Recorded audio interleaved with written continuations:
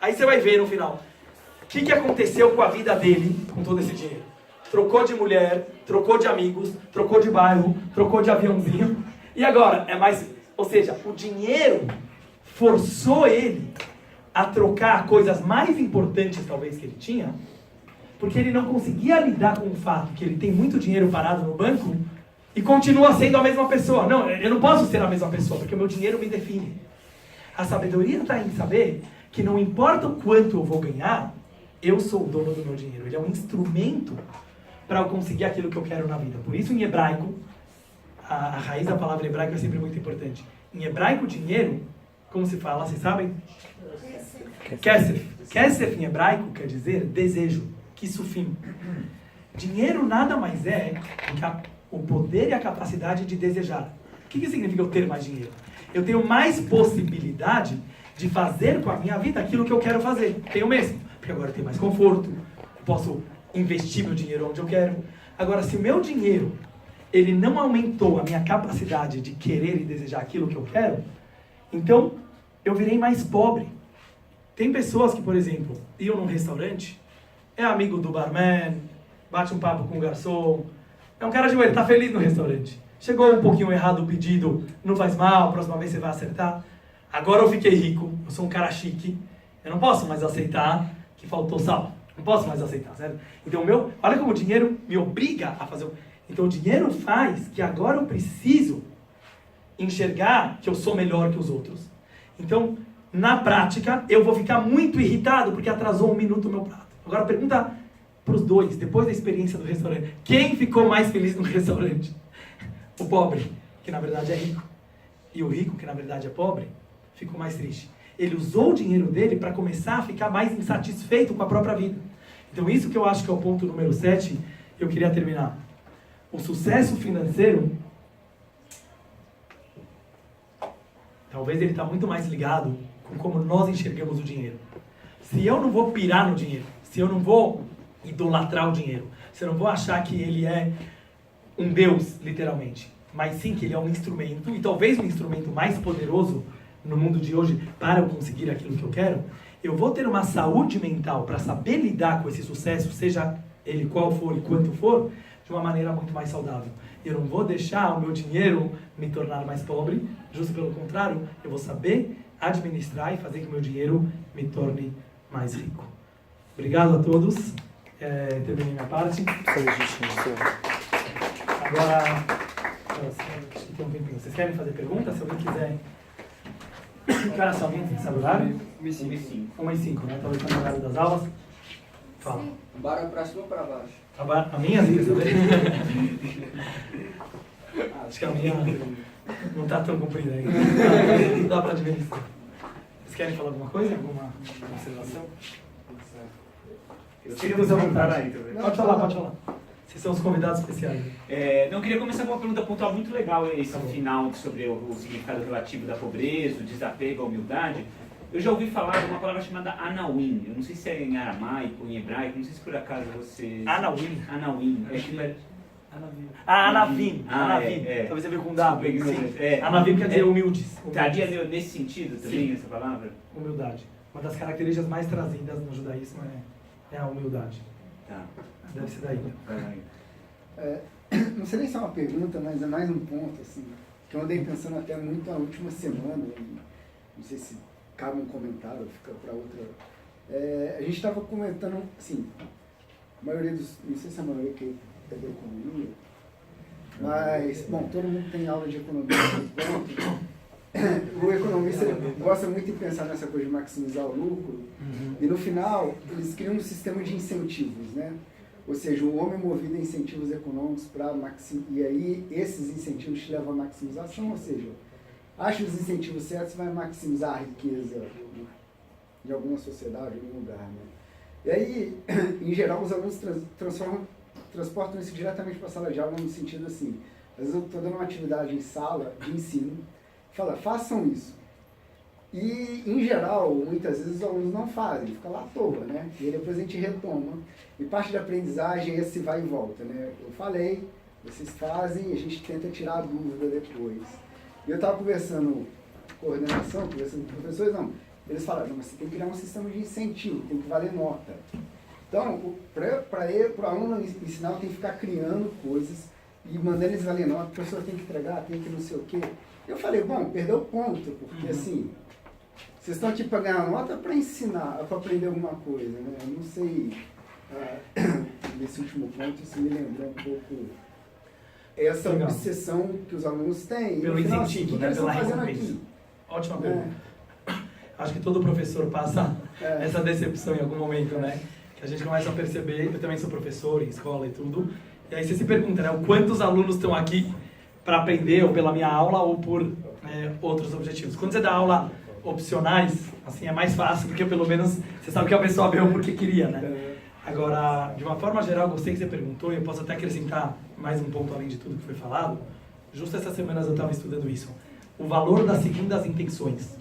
Quer dizer, até que ponto eu ter interesses particulares em algum assunto, ele é uma verdade ou ele é uma mentira, né? Que eu acho que entra nisso que você está falando. Então, por exemplo, se eu uso, sei lá, vou dar balinha para uma criança rezar, ele está rezando para Deus ou ele está rezando para a balinha?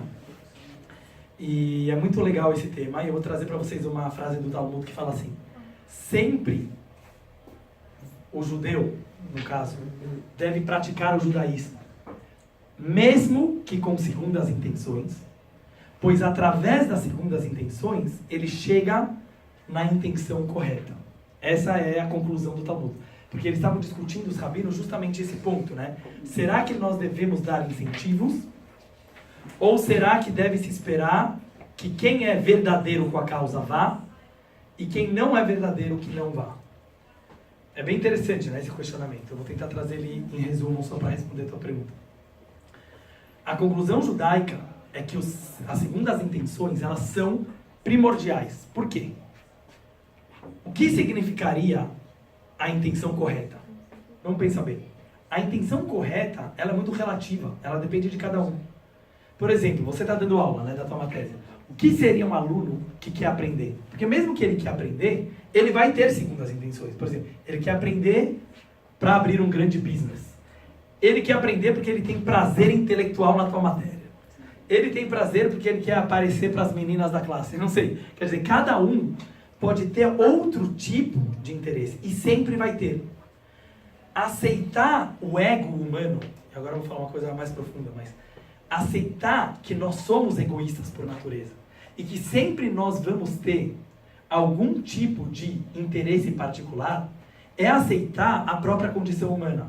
Eu sei que aí a gente poderia até entrar um pouquinho em socialismo e capitalismo, eu não vou politizar, mas assim, eu sou uma pessoa que sempre tento enxergar bem os dois lados, tento não ser radical, né, nem para a direita nem para a esquerda, porque eu sempre acredito que se tem grandes pensadores de direita e grandes pensadores de esquerda, sempre o equilíbrio, quer dizer, devem ter ideias verdadeiras dos dois lados. Infelizmente as pessoas, eu acho que não procuram o equilíbrio, né, e ficam polarizando, como a gente está vendo nas nossas eleições.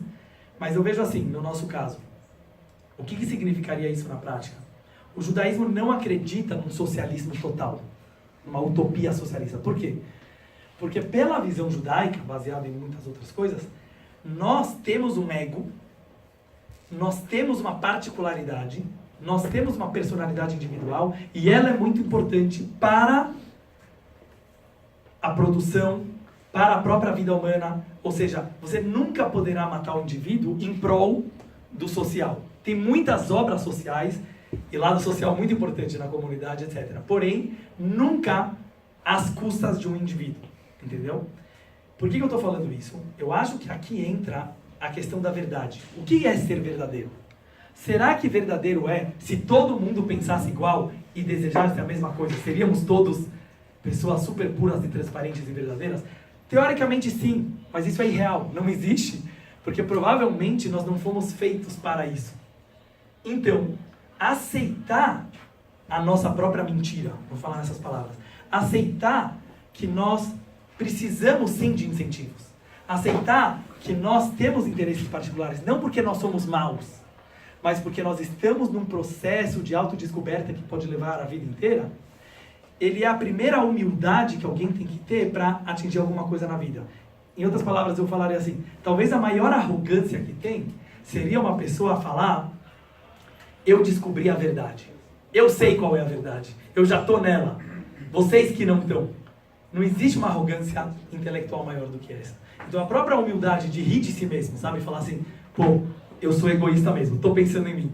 Ela é um humor judaico, que a gente fala, importante para você próprio ter a humildade, o anavim, de conseguir um dia chegar lá. E é isso que o Talmud fala.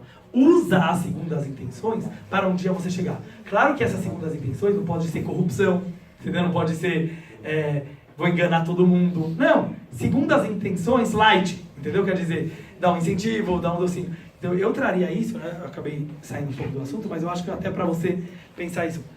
Não ficar mal quando você incentiva os alunos com outros métodos. Porque no final das contas, eles estão aqui porque eles querem a tua matéria.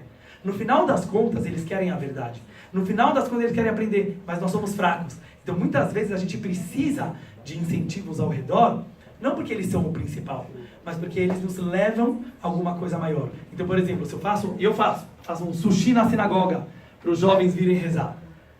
Daí eu podia me questionar, pô, eles estão vindo só pelo sushi?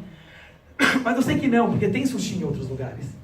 Mas o que eu faço? Eu falo assim, que eles venham pelo sushi. Porque o sushi também é legal. Vai ter bate-papo, vão se conhecer, vai ter um social.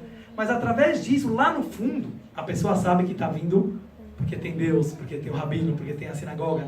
Então, se a gente ficar com menos medo desses incentivos, a gente consegue depois focar mais no conteúdo e na parte principal. Acho que deu para entender um pouco? Uma viajada aí.